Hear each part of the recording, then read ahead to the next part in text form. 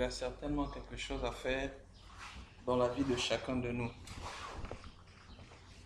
Il y a des journées que nous considérons tant comme des mauvaises journées et certaines journées comme étant des bonnes journées.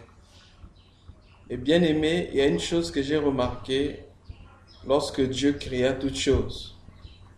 Chaque jour, le Seigneur venait pour inspecter ce qu'il faisait. Et généralement, à la fin de chaque jour, vous allez remarquer un mot qui revient souvent qui dit « Dieu trouva que cela était bon ». Nous voulons ici, bien aimé, parler d'un Dieu parfait et qui fait les choses de façon parfaite. C'est pour dire que il nous convient, bien aimé, si nous avons l'Esprit de Dieu, de savoir que tout ce que Dieu fait est bon. Donc, en nous, nous ne devons pas avoir des bonnes ou des mauvaises journées, mais nous devons reconnaître que toute chose concourt au bien de ceux qui aiment Dieu.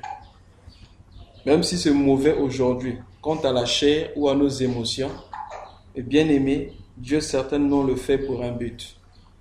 C'est pourquoi la Bible dit dans le livre de, je crois que c'est dans 1 Thessaloniciens chapitre 5, le verset 18, que nous devons rendre gloire ou rendre grâce à Dieu en toutes choses, car cela est la volonté de Dieu pour nous en Jésus-Christ. Nous ne rendons pas grâce en fonction de ce que nous voyons ou sentons, mais en fonction de ce que nous savons. Bien-aimés, la foi doit aller au-delà de ce que nous sentons ou pressentons, ou même au-delà de ce que nous voyons. Parce que la Bible dit, la foi c'est une ferme assurance des choses qu'on espère, mais c'est une démonstration de celles qu'on ne voit pas. Et la Bible dit que sans la foi, il est impossible de lui être agréable. Et que ceux qui s'approchent de Dieu doivent croire que Dieu existe et qu'il est le rémunérateur de ceux qui le cherchent, lui. C'est très important, bien aimé. Et c'est ainsi que nous allons comprendre que Dieu est assis sur le trône, il contrôle toutes choses et qui fait concourir toutes choses pour notre bien. Et nous n'allons pas cesser de lui rendre grâce pour toutes choses. Mais bien aimé, comme nous l'avions dit la fois passée, ce soir nous allons continuer dans ce précieux thème qu'a commencé notre bien-aimé Paul sur le sermon sur la montagne, le premier enseignement que le Seigneur Jésus donna juste après son baptême du Saint-Esprit. Nous allons ici prendre Matthieu chapitre 6 et nous allons lire le verset 10. Matthieu chapitre 6 et nous lisons le verset 10. Que ton nom soit sanctifié, que ton règne vienne. La Bible dit que ton nom soit sanctifié et que ton règne vienne. Nous avions commencé à parler du règne de Dieu. Donc ce soir, nous continuons dans cette même perspective en parlant de que ton règne vienne. La fois passée, nous avions dit qu'il existe 3 royaumes. Il y a le royaume de Dieu, le royaume des ténèbres où Satan règne et il y a le royaume des hommes où l'homme règne.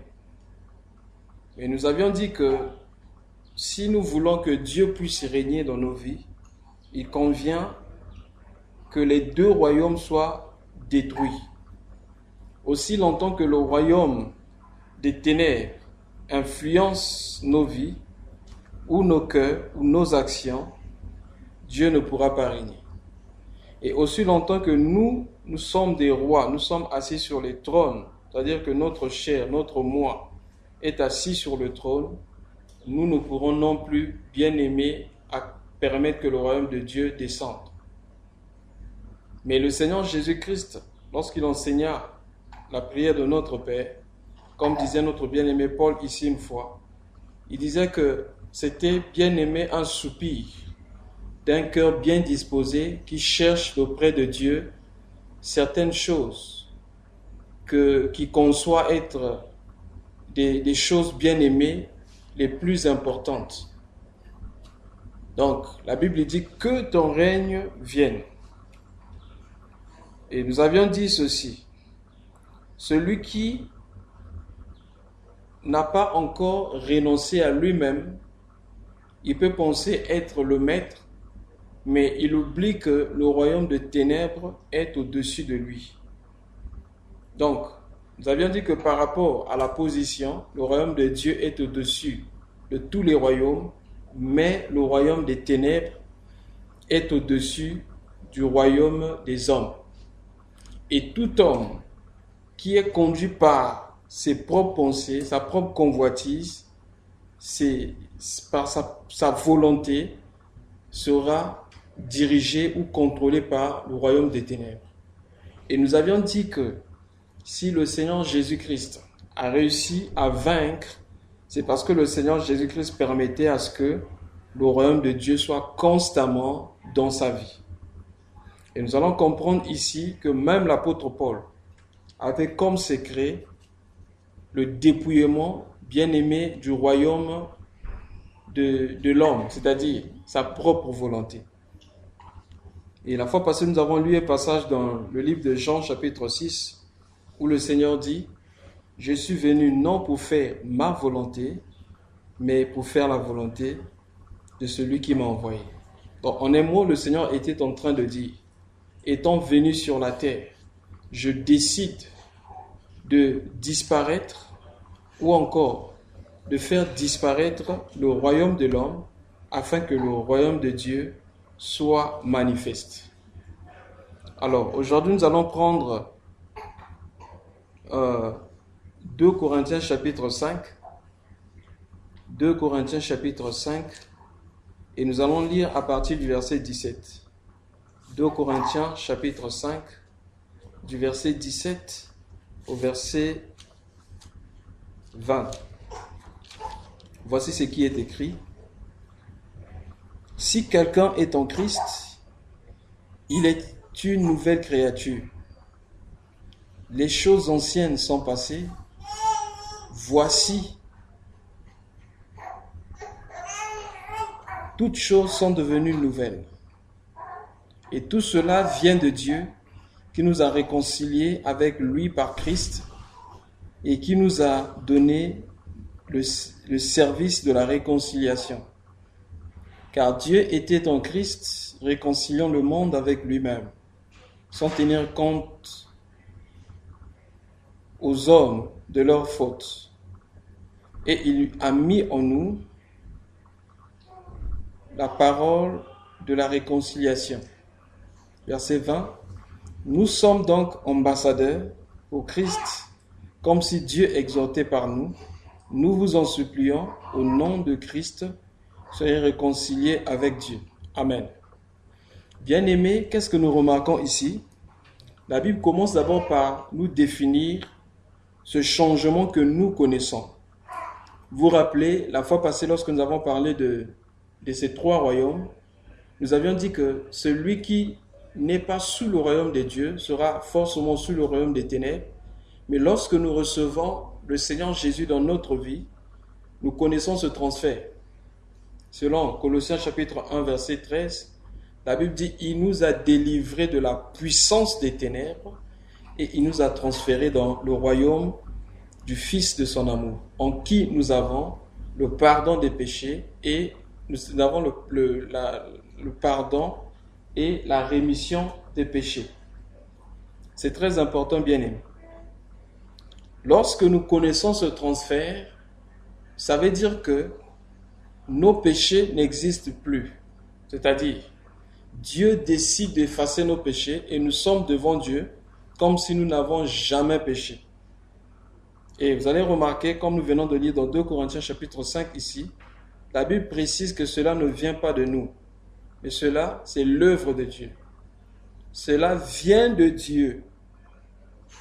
C'est Dieu qui permet, bien-aimés, que nous puissions devenir de nouvelles créatures. Voilà pourquoi vous allez remarquer dans le livre de Jean chapitre 1, verset 12 à 13, on dit « À tous ceux qui l'ont reçu et à ceux qui croient en son nom, il leur a donné le pouvoir de devenir enfants de Dieu, lesquels sont nés non de la volonté de l'homme, mais de la volonté de l'Esprit. » Donc c'est par l'Esprit et par la puissance de Dieu que nous connaissons bien aimé ce transfert et nous connaissons bien aimé cette transformation.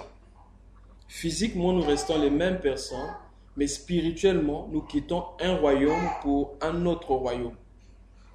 Et c'est très important, bien aimé, de savoir que lorsqu'on a quitté un royaume, nous ne devons plus, bien aimé, faire marche arrière.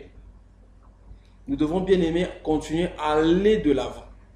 À chaque fois que Dieu veut faire quelque chose dans la vie d'une personne, ce que Dieu fait d'abord, c'est mettre la personne à part. C'est là qu'on parle de sanctification. Mettre à part.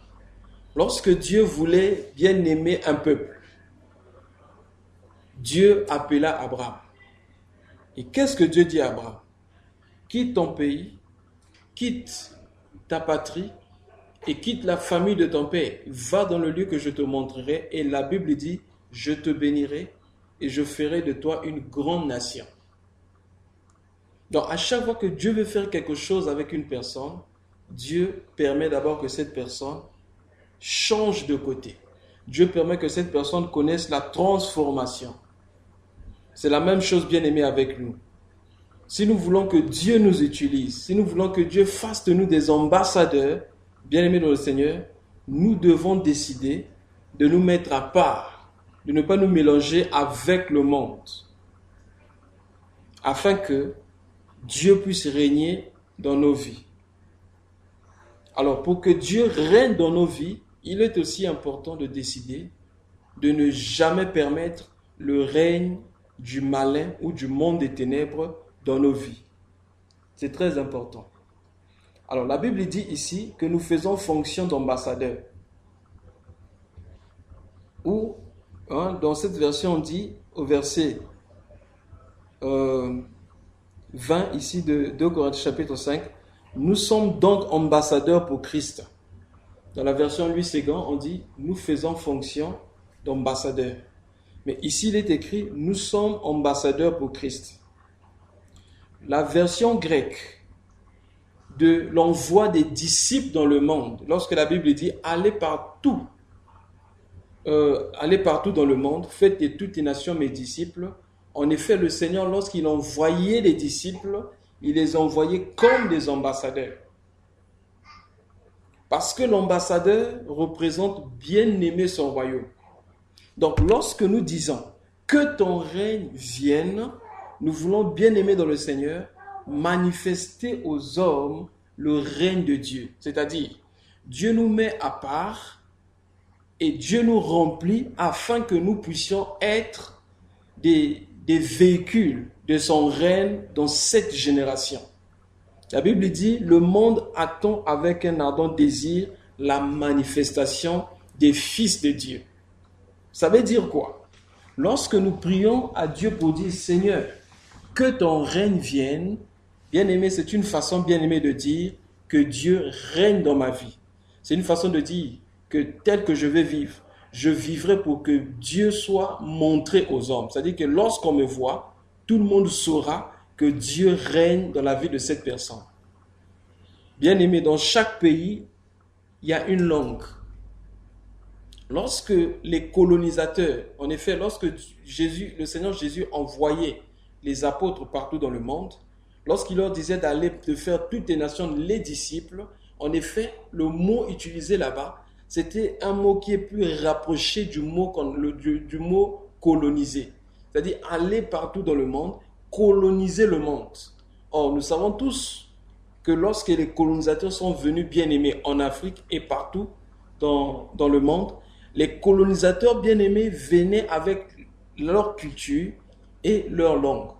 Donc les colonisateurs imposaient leur style de vie et les colonisateurs imposaient leur langue. C'est très important de comprendre ces choses. Donc lorsque nous prions que ton règne vienne, nous sommes en train, bien aimés, d'emmener la langue de Dieu. C'est-à-dire, je vais prendre un exemple. Nous avons les colonies françaises. Et vous allez remarquer que jusqu'à aujourd'hui, il y a le franc français. Et c'est un franc bien aimé, c'est une monnaie qui est contrôlée par la France. Où le taux de change le franc CFA, excusez-moi, c'est une monnaie qui est contrôlée par la France, où même le taux de change est fixé, bien aimé, par la France. Mais pourquoi, bien aimé, nous utilisons cette monnaie? Parce que nous faisons partie des colonies françaises. Donc, lorsque les Français sont venus, bien aimés, les Français nous ont appris leur langue et ils nous ont appris leur style de vie, ils nous ont appris leur constitution. Tous les pays africains francophones aujourd'hui utilisent la constitution française. Donc, bien aimé, c'est la colonisation. Et certains, lorsque nous voyons même à la lumière, lorsque nous voyons la façon dont les choses se passent, vous allez comprendre que c'est comme si ce n'est pas toujours la démocratie, mais c'est le néocolonialisme. C'est-à-dire, c'est une colonisation, mais qui a changé de forme. C'est ce qui se passe en Afrique. Mais bien aimé dans le Seigneur. Donc, ça veut dire que lorsque nous disons que le règne de Dieu vienne dans notre vie, ça veut dire que lorsqu'on me voit, on doit voir, bien aimé, Dieu au travers de moi. Tout à l'heure, nous avons parlé de deux choses. Il y a la langue et il y a la culture. Donc, lorsqu'on dit par exemple que les Français règnent quelque part, ou bien c'est une colonie française, bien aimé dans le Seigneur, si vous partez là-bas, vous allez remarquer que là-bas, les gens parlent français. Je peux donner l'exemple par exemple d'une ville. Il y a une ville en Inde qu'on appelle Pondichéry. C'est à Tamil Nadu. Bien aimé, là-bas, les Indiens de là-bas parlent français. Donc, cela montre que les Français étaient passés par là. Donc, la langue est très, très, très importante. C'est la langue qui détermine, bien aimé, un peuple. Mais quelle est la langue du ciel? Par exemple, au ciel, il y a la culture du ciel et il y a aussi la langue du ciel. Donc, lorsque nous disons que ton règne vienne, ça veut dire que moi, tel que je suis là, sur la terre, on doit voir, bien aimé, en moi, la culture du ciel, la langue du ciel. Quand je parle de la langue du ciel, je ne suis en train de parler, bien aimé, de ce qui est écrit dans 1 Corinthiens chapitre 13. Lorsque l'apôtre Paul dit, sur la terre, il y a plusieurs langues. Il y a la langue des hommes et la langue des anges. Non. Quand je parle de la langue du ciel, je suis en train de parler de la façon dont les choses se passent dans le ciel. Et lorsqu'on nous regarde, on peut dire que ce temple-ci est céleste ou il est terrestre. Lorsque nous regardons par exemple les Anglais passés ou les francophones, les Français passés, ou encore un homme qui vient des pays anglophones ou un homme qui vient d'un pays francophone, on sait directement que celui-ci, c'est un anglophone, celui-ci est un francophone. Pourquoi? Parce que, bien aimés, nous les reconnaissons par leur langue, par leur façon de parler. Alors, posons-nous la question. Lorsque nous parlons au milieu des hommes, est-ce que, bien aimé, on peut reconnaître en nous la langue ou le langage du ciel? Je vais donner un exemple. Le Seigneur Jésus a dit, il est écrit dans la loi, tu aimeras ton ami et tu haïras ton ennemi. Mais moi, je vous dis, aimez vos ennemis. L'une des marques des gens qui sont célestes, bien aimés, c'est des gens qui peuvent pardonner facilement et c'est des gens qui sont capables d'aimer leurs ennemis. La langue du ciel, bien aimé, par exemple, c'est l'humilité. Comment savoir que nous sommes de Dieu? C'est lorsque, bien aimé, on verra par exemple l'humilité en nous. Et lorsque je dis, Père, que ton règne vienne, bien aimé, tout le temps, je vais commencer à implorer Dieu afin que je sois toujours humble. Alors, lorsque je permets à l'orgueil de gagner ma vie, ça veut dire que je suis en train bien aimé là de demander que le diable puisse régner. Il y a aussi une langue du ciel. Une autre langue du ciel, bien aimé, c'est la sainteté. Il est écrit que lors de la mort du roi Osias, je vis le Seigneur assis sur un trône très élevé et il y avait tout autour de son trône des chérubins qui criaient « Saint, Saint, Saint est l'Éternel des armées ». Et lorsque nous lisons aussi dans le livre d'Apocalypse, vous allez remarquer que là-bas aussi, les 24 vieillards, quand ils jetaient leur couronne, tous ils disaient qu'il était saint.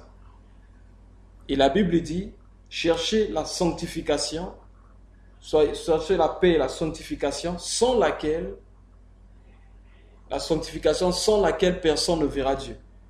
Ça veut dire que l'une des langues qui concerne, bien-aimé, notre patrie, bien-aimé, c'est la sanctification. La sanctification de notre façon de parler. La sanctification de notre façon de nous habiller. Bien-aimé dans le Seigneur, on peut emmener l'atmosphère du ciel aussi dans notre façon de parler et dans notre façon de nous habiller. Que disons-nous souvent? Que faisons-nous souvent lorsqu'on nous regarde, lorsque les gens peuvent témoigner que celui-ci est céleste? Souvent, lorsque nous nous habillons, nous cherchons à dévancer les pensées des humains. Si je porte ceci, qu'est-ce qu'on dira de moi? Et souvent nous disons, non, on m'a déjà vu avec tel habit, je dois porter maintenant cet habit. Bien-aimé, qui nous contrôle? Est-ce que lorsque nous nous habillons, nous nous posons la question ou nous nous demandons quelle sera l'opinion de Dieu sur notre vie? Ou bien-aimé, ce sont les opinions des hommes qui influencent notre vie. Faisons très attention. Donc, lorsque je dis que ton règne vienne, ça veut dire quoi? Dieu doit régner dans tout ce que je fais. Dieu doit régner même dans les émissions que moi je suis. Et malheureusement, bien-aimés, les mêmes chrétiens qui disent Amen dans les assemblées, quand ils arrivent à la maison, quelquefois les émissions qui suivent à la télé ne glorifient pas le Seigneur. Les mêmes personnes qui donnent leurs oreilles ou qui utilisent leur bouche pour adorer le Seigneur, les mêmes oreilles écoutent encore la musique du monde. D'autres disent encore que dans certaines chansons, quelquefois il y a des bons conseils. Bien-aimé, celui qui n'a pas le Saint-Esprit ne pourra pas te conseiller. La Bible déclare, heureux l'homme qui ne s'assoit pas en compagnie des moqueurs, qui ne marche pas selon le conseil des méchants. Mais heureux l'homme qui médite la loi de l'Éternel. C'est très important, bien-aimé dans le Seigneur. Donc, quand je dis que ton règne vienne, bien-aimé dans le Seigneur, je dois m'arranger à veiller que le diable ne puisse pas régner dans ma vie. Voilà pourquoi notre cœur et surtout, bien-aimé, nos pensées sont, bien-aimés, un terrain de bataille. C'est souvent là-bas, bien-aimé, que le diable nous attaque souvent. Voilà pourquoi nous devons faire très attention à nos pensées, très attention, bien-aimé, à nos motivations aussi. Le diable nous attaque souvent au niveau de nos pensées.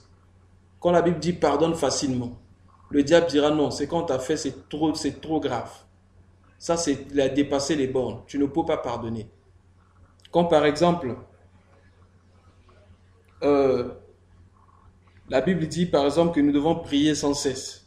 Mais la chair te dira non, tu es trop fatigué. La prière, tu pourras rattraper ça.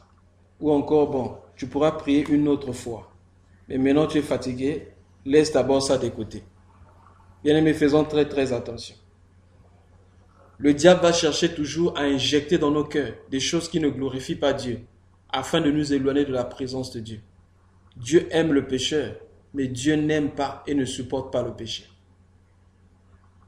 Dieu aime le pécheur, mais Dieu ne tolère pas le péché dans sa présence. C'est pourquoi dans le livre d'Apocalypse, on dit « dehors les menteurs ». Il y a un péché souvent négligé aujourd'hui parmi les chrétiens. Le mensonge. Un autre péché, par exemple, la gourmandise. Quand tu manges au-delà, bien-aimé, de tes capacités. Quand tu veux manger, bien-aimé, même lorsque tu n'as plus faim. C'est moi parce que tu sens que la nourriture est bonne dans la bouche. Faisons très attention. Nous devons, bien-aimé, permettre que le règne de Dieu soit manifeste au milieu de nous. Et si nous voulons que le règne de Dieu soit manifeste au milieu de nous, nous devons, bien aimer, éradiquer le règne du malin. C'est ce que le Seigneur Jésus est venu faire. Nous allons lire un peu dans le livre de 1 Jean chapitre 3, le verset 7. 1 Jean 3, 7 à 8. 1 Jean 3, 7 à 8, il est écrit « Petits enfants, que personne ne vous séduise. Celui qui pratique la justice est juste comme lui-même, le Seigneur est juste. Celui qui commet le péché est du diable, car le diable pêche dès le commencement. Le Fils de Dieu est apparu afin de détruire les œuvres du diable. Le Fils de Dieu est apparu afin de détruire les œuvres du diable. Ça veut dire quoi? Si le Fils de Dieu habite en nous, bien-aimés, nous aurons aussi la même mission. Parce que la Bible dit que nous faisons fonction d'ambassadeur. C'est-à-dire, nous représentons Christ sur la terre. Et si nous représentons Christ, nous devons être engagés à la destruction des œuvres du diable dans le monde et autour de nous. Voilà pourquoi il nous convient, bien aimé, de veiller, que le malin ne puisse pas avoir de l'avantage sur nos vies. Car le diable souvent arrive à toucher plusieurs enfants de Dieu lorsqu'il trouve les choses qui lui appartiennent dans la vie des enfants de Dieu. Dans Jean chapitre 14, verset 30, le Seigneur Jésus a dit, « Le prince de ce monde arrive, mais il n'y a rien de lui en moi. » C'est très important. Nous devons nous arranger à ne rien avoir qui appartienne au diable. Nous devons nous arranger à ne rien avoir qui appartienne au monde des ténèbres. Voilà pourquoi il nous convient, bien aimé, d'examiner tous les jours nos vies. Parce que même la colère peut être, bien aimé, une porte pour le monde des ténèbres dans nos vies. Lisons quelque chose dans Éphésiens chapitre 4. Éphésiens chapitre 4, du verset 6 au verset 26. Éphésiens 4, 26 à 27. Éphésiens chapitre 4, 26 à 27. Voici ce qui est écrit. « Si vous vous mettez en colère, ne péchez pas. Que le soleil ne se couche pas sur votre irritation. » Verset 27. « Ne donnez pas accès au diable. » Vous voyez, bien aimé. La Bible dit, si vous péchez et si vous vous mettez en colère, ne péchez point. Et que le soleil ne se couche pas sur votre colère ou sur votre irritation. Et ensuite, ne donnez pas accès au diable. Ça veut dire quoi? Lorsque nous permettons que la colère demeure dans nos cœurs, bien aimés, nous permettons au règne de la puissance de ténèbres dans nos cœurs et par conséquent, nous serons exposés. Lorsque nous permettons que la colère domine sur nous, bien aimés, nous permettons là, bien aimés, que la puissance des ténèbres descende sur nous. Ou que la puissance des ténèbres ait, bien aimé, son autorité sur notre vie. Voilà pourquoi nous devons faire très très attention de veiller sur nos vies. Il y a aussi une autre chose, l'amertume. L'amertume est un poison pour l'âme. Nous ne devons pas accepter que l'amertume puisse gagner nos cœurs au point où, bien aimé, nous refusons par exemple de pardonner aux hommes. Ou au point où, bien aimé, nous refusons de nous pardonner. Il y a des gens qui disent, je ne pourrai pas me pardonner. C'est-à-dire, ce que j'ai fait pour ma vie, c'est trop grave. Je sens que même Dieu ne pourra pas me pardonner. Bien aimé dans le Seigneur, le Seigneur est prêt à pardonner toute personne qui s'humilie, bien aimé, devant lui. Et la Bible dit, si nous confessons nos péchés, il est juste et fidèle pour nous les pardonner. 1 Jean chapitre 1, verset 9. Si nous confessons nos péchés, il est juste et fidèle pour nous les pardonner. Donc nous ne devons pas accepter que le diable puisse régner dans nos vies si nous voulons que le règne de Dieu soit total et complet dans nos vies. N'oublions pas, bien aimés, nous sommes dans un monde qui est imparfait et au milieu des hommes qui sont imparfaits. Il y aura toujours des occasions, il y aura toujours des problèmes que Dieu permettra, bien aimés, que nous puissions passer, que Dieu permettra que ces choses arrivent, mais bien aimés, nous devons veiller et prier pour ne pas céder à la tentation. De la même façon que Dieu utilise des hommes pour nous encourager, Dieu utilise des hommes pour nous relever, pour nous aider à aller de l'avant. Le diable aussi, bien aimé, travaille. Il va utiliser des hommes pour chercher à nous faire tomber. Il va utiliser des femmes pour chercher à nous faire tomber. Voilà pourquoi nous devons veiller et prier et savoir que l'ennemi bien-aimé cherchera toujours bien-aimé à nous faire tomber. Depuis la création jusqu'à nos jours, tout ce que le diable cherche à faire, c'est éloigner l'homme de Dieu. Et le diable éloigne l'homme de Dieu de plusieurs façons. C'est lorsque l'homme permet que quelque chose autre commence à avoir de l'avantage sur sa vie. C'est là que, bien aimé, nous perdons la force. C'est là que nous perdons, bien aimé, la gloire de Dieu qui nous protège du malin. Voilà pourquoi l'une des secrets pour toujours avoir de l'autorité sur la puissance des ténèbres, bien aimé, c'est l'humilité. Et la Bible dit, humiliez-vous devant Dieu et résistez au diable. Le secret de la résistance au malin, le secret de la résistance au monde des ténèbres, c'est l'humilité. C'est lorsque nous nous humilions, bien aimés, devant Dieu, que Dieu nous fait monter, bien-aimés, au-dessus du royaume des ténèbres. C'est très important. On peut lire ça dans Jacques chapitre 4. Jacques chapitre 4, le verset 7. On parle de la soumission. Jacques chapitre 4, le verset 7. Soumettez-vous donc à Dieu, résistez au diable et il fuira loin de vous. C'est très important. La Bible dit, soumettez-vous donc à Dieu, ensuite résistez au diable et il fuira loin de vous. C'est très important.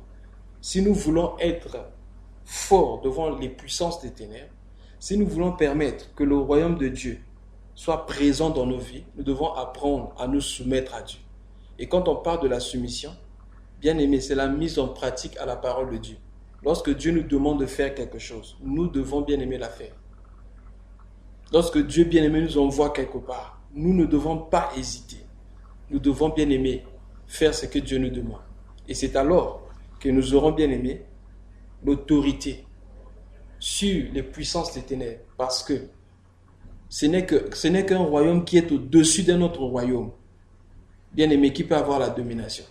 Aujourd'hui, le Congo ne peut pas bien aimer s'hasarder à attaquer militairement les États-Unis. Vous savez-vous pourquoi? Parce que les États-Unis sont plus forts que nous. C'est la première puissance mondiale actuelle dans le domaine militaire. Et on reconnaît la puissance d'une ambassade par le pays bien aimé qui l'envoie. C'est très important. Aujourd'hui, les opposants africains, s'il y a un problème, ne pourront pas aller se cacher. Je donne un exemple. Si aujourd'hui un opposant faisait quelque chose de pas bien, par exemple, dans le pays, il ne pourra pas aller se cacher à l'ambassade du Cameroun, par exemple, ou encore à l'ambassade du Tchad, chez nous. Mais il va certainement aller se cacher à l'ambassade de la France ou encore à l'ambassade des États-Unis. Pourquoi? Parce que ce sont des grandes puissances. Bien-aimés dans le Seigneur, mais nous représentons la plus grande puissance. C'est pourquoi autour de nous, on doit remarquer notre style de vie doit être céleste, notre façon de parler, notre langue et notre culture. La culture du ciel bien-aimé, c'est l'amour. La culture du ciel bien-aimé, c'est la simplicité, c'est l'humilité. La culture du ciel, c'est la bénignité. La culture du ciel bien-aimé, c'est l'hospitalité. La culture du ciel bien-aimé dans le Seigneur, c'est la sainteté. Donc lorsque je prie, Père, que ton règne vienne, je veux que Dieu puisse régner dans ma vie spirituelle et dans ma vie physique. Bien-aimé, quand Dieu règne dans la vie d'une personne, il y aura toujours les fruits seront visibles. Les fruits seront forcément visibles lorsque Dieu règne dans la vie d'une personne. Pourquoi?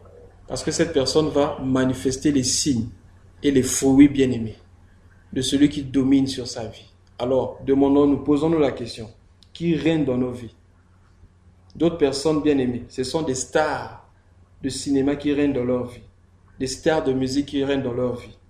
Lorsqu'ils veulent s'habiller ou lorsqu'ils veulent se coiffer, ils regardent d'abord la coiffure de Beyoncé, la coiffure de Shakira, etc. On veut ressembler à Beyoncé, on veut ressembler à Shakira, on veut ressembler à Balotelli, on veut ressembler à Batista, etc. Bien-aimés dans le Seigneur, nous devons chercher à ressembler à Christ. Parce que dès le commencement, la Bible dit, faisons l'homme à notre image et qu'il domine. C'est plus, lorsque nous aurons plus l'image de Christ, lorsque nous allons ressembler à Dieu, bien-aimés dans le Seigneur, nous allons dominer le monde des ténèbres. Mais lorsque nous cherchons à nous identifier aux choses de la terre, nous serons soumis à ses puissances. Et l'une bien-aimée des ruses que le diable a utilisées pour emmener plusieurs personnes sous sa domination, c'est par l'horoscope. Comment est-ce qu'un homme qui a été créé à l'image de Dieu va s'identifier à un poisson, va s'identifier à un taureau par rapport à sa date de naissance? Ce n'est pas normal.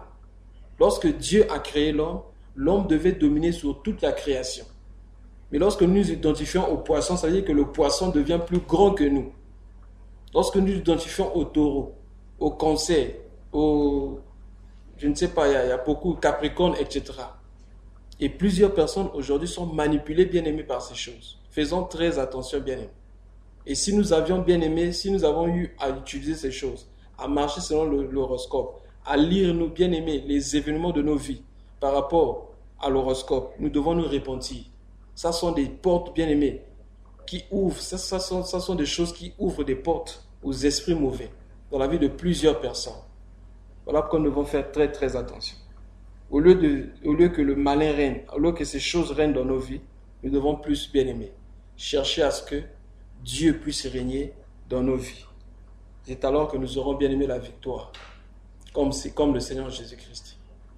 Que le Père nous bénisse. Nous allons nous arrêter par là aujourd'hui.